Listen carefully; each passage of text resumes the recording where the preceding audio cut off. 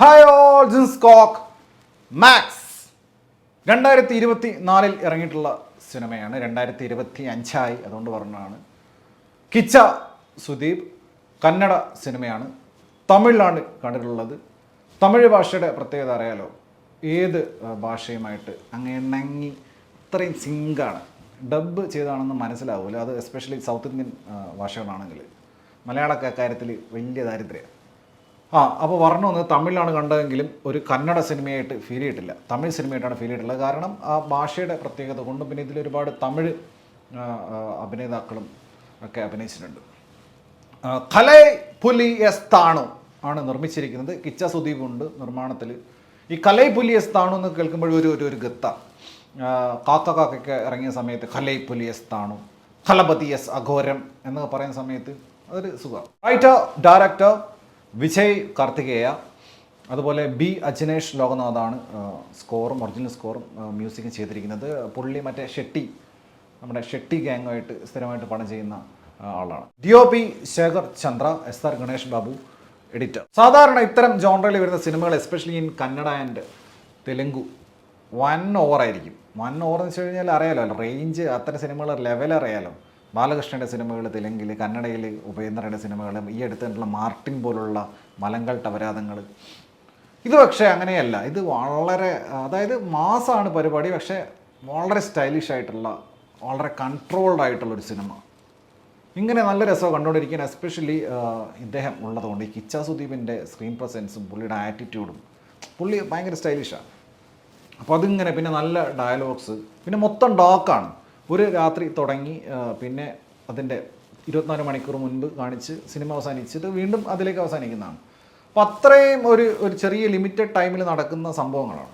പക്ഷേ കഥ എന്ന് പറഞ്ഞു കഴിഞ്ഞാൽ യാതൊരു പുതുമയില്ല, ക്ലീഷയാണ്, ബോംബ് കഥയാണ്. പക്ഷേ സ്റ്റിൽ ഇതിൻ്റെ മേക്കിംഗ് കൊണ്ട്, ഇതിൻ്റെ നൈറ്റിലുള്ള ഷോർട്സ്, എസ്പെഷ്യലി സീൻസ്, ഇതിൻ്റെ പിന്നെ ലൈറ്റിങ് പരിപാടി ഒക്കെ പൊളിയാണ്. പിന്നെ അജിനേഷ് ലോകനാഥിൻ്റെ സ്കോറും കിട്ടില്ല, സ്കോറിംഗ് ആണ്. അതായത് സ്കോറിങ് അതുപോലെ തന്നെ തലവേദനയല്ല, DSPയുടെ പോലെ കങ്കുവ ആ ലെവൽ തലവേദനയേ അല്ല, നല്ല മയത്തിലുള്ള, അതായത് മാസ് സിനിമയാണ്, പക്ഷേ നല്ല സുഖമുള്ള സ്കോറിങ്. അത്ര ഇൻസ്ട്രുമെൻറ്റേഷനും അങ്ങനത്തെ. നമ്മളെ DB പ്രശ്നമില്ല.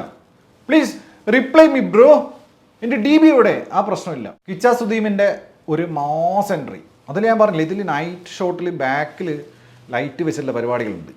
അത് ഭയങ്കര രസമാണ്, ഭയങ്കര ഓറ ഫീൽ ചെയ്യും ആ ലൈറ്റിങ്ങിൽ തന്നെ. ഇതിൽ വേറൊരു ഫൈറ്റ് ഉണ്ട്, ഒരു എക്സോസ് ഫാൻ, വലിയ ഒരു ഭയങ്കര വലിയൊരു എക്സോസ് ഫാൻ, അത് വെച്ചിട്ട് അതിൻ്റെ ഇടയിൽ കൂടെ ലൈറ്റപ്പ് ചെയ്തിട്ടുള്ള കിട്ടില്ല. പിന്നെ സ്മോക്കൊക്കെ ചെയ്തിട്ടുള്ള അടിപൊളി പരിപാടികൾ. ഞാൻ പറഞ്ഞു നൈറ്റ് ഷോട്ട്. അപ്പോൾ ഇതിങ്ങനെ കാണുന്ന സമയത്ത് കൈദി നമുക്ക് പെട്ടെന്ന് ഓർമ്മ വരും. കാരണം കൈദിയിൽ പിന്നെ ഒരു പോലീസ് സ്റ്റേഷൻ ആക്രമണമാണല്ലോ ടുവേർഡ്സ് ക്ലൈമാക്സ്. അപ്പോൾ അതുപോലെ തന്നെ ഇതിലും ഒരു പോലീസ് സ്റ്റേഷനാണ്. പോലീസ് സ്റ്റേഷൻ സെറ്റാന്ന് കണ്ടാലേ മനസ്സിലാവും. പക്ഷേ അതൊരു പ്രത്യേക ലോകമാണ്. അതിൽ കുറേ ലോജിക്കൽ പ്രശ്നമൊക്കെ ഉണ്ട്. പോലീസ് സ്റ്റേഷനിൽ ആരും ഒറ്റ പോലീസുകാരും ഇല്ലാതെ തന്നെ പ്രതികൾ ഇടുന്നൊക്കെ ഉണ്ട്. അതൊന്നുമല്ല, പക്ഷേ അത് സെറ്റ് ചെയ്തിരിക്കുന്ന ഒരു വേൾഡ്, ആ പോലീസ് സ്റ്റേഷൻ. അവിടെ ഈ ഉപേന്ദ്രയല്ല, കിച്ച സുദീപിൻ്റെ ക്യാരക്ടർ ചെയ്യുന്ന പരിപാടികൾ. തുടക്കത്തിലൊരു ബർത്ത്ഡേ പാർട്ടിയെ കാണിക്കുന്നുണ്ട്. സുനിലിൻ്റെയുള്ള ഓളം അറിയാലോ. സുനിലിന് പറഞ്ഞാൽ അറിയാലോ, നമ്മുടെ മംഗല സീനു പുഷ്പയിലെ കവാലയ്യ. അപ്പോൾ പുള്ളി ആ ഒരു വൈബ് ക്യാരക്ടറാണ്, മെയിൻ വില്ലനാണ്. വേറെ ഒരു കക്ഷി കൂടെ ഉണ്ട്, ഒരു വില്ലൻ, ഒരു ചെറുപ്പക്കാരൻ. പിന്നെ ഇളവരസുണ്ട് പോലീസുകാരനായിട്ട്. പിന്നെ ഇളവരസിൻ്റെ വേറെ ട്രാക്ക് ഉണ്ട്, 13 വയസ്സ് പൊണ്ണ് എന്നൊക്കെ പറഞ്ഞിട്ട് ഇമോഷണൽ സെൻറ്റി ട്രാക്ക്. പിന്നെ നമ്മുടെ ഇദ്ദേഹമുണ്ട്, റിഡിൻ കിങ്സ്ലി. പുള്ളിയെക്കുറിച്ച് പറയുമ്പോഴേ തന്നെ ഇപ്പം മറ്റേ കങ്കുവയുടെ റിവ്യൂ പറഞ്ഞ അദ്ദേഹം പറഞ്ഞു, അവനെ എൻ്റെ കൈ കിട്ടിക്കഴിഞ്ഞു, അവനെ ഞാനിങ്ങനെ പിടിച്ചു, അവനെ റിഡിൻ കിങ്സ്ലി. പക്ഷേ ഇതിൽ വല്ലാതെ വെറുപ്പിച്ചിട്ടൊന്നുമില്ല, അതിനുള്ള സ്പേസും കൊടുത്തിട്ടില്ല. പിന്നെ കിച്ച സുദീപിൻ്റെ റീ എൻട്രിയിൽ കുറച്ച് ഗേൾസ് വന്നിട്ട് സെൽഫി, അതായത് പോലീസ് തന്നെ സെൽഫി എടുക്കുന്ന അത്രയും ഭയങ്കര പോലീസ് തന്നെ റെയിൽവേ സ്റ്റേഷനിൽ. പിന്നെ അമ്മ ഒരു കോമഡി പീസ്, അമ്മ വലിയൊരു പെട്ടി, അതിൻ്റെ മുകളിൽ ഇങ്ങനെ പ്ലസ് ഒട്ടിച്ച് വെച്ചേക്കുന്നുണ്ട്, മറ്റേ മെഡിക്കലിൻ്റെ ചിഹ്നം. ആ പെട്ടി എടുത്ത് ഇവരിങ്ങനെ വരുമോ, എന്തോ അമ്മയുടെ പെട്ടിയും കൊണ്ട് വരും പോലെ.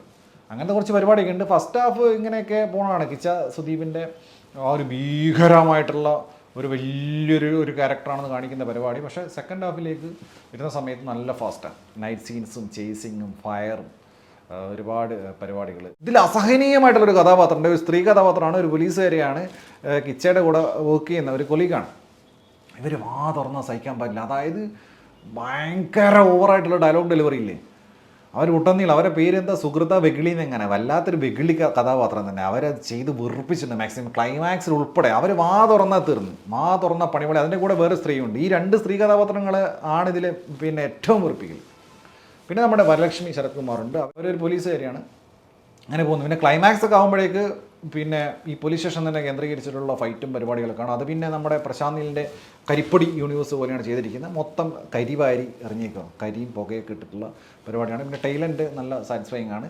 ഇതൊക്കെ ഓവറോൾ ക്ലീഷയാണ്, സ്ഥിരം ബോംബ് കഥയാണ്. പക്ഷേ ഇതിൻ്റെ ഡയറക്ടറുടെ മേക്കിംഗ് സ്റ്റൈലും അദ്ദേഹത്തിൻ്റെ കിച്ചയുടെ സുദീപയുടെ പെർഫോമൻസും കൊണ്ട് നല്ല രസത്തിൽ കണ്ടിരിക്കാൻ പറ്റുള്ളൊരു സിനിമ. Access maximum boss.